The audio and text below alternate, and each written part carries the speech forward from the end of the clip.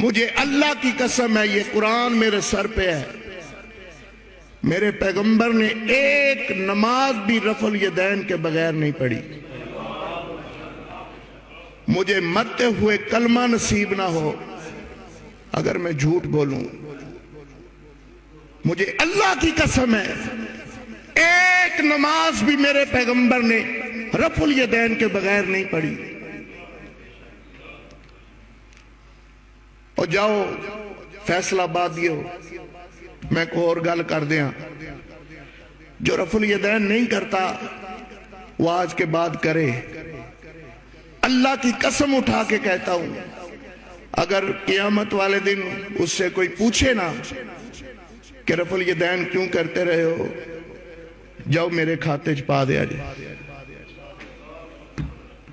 کیا جے کہ قاسمی صاحب نے کیا سی، انہاں کو لو پوچھو۔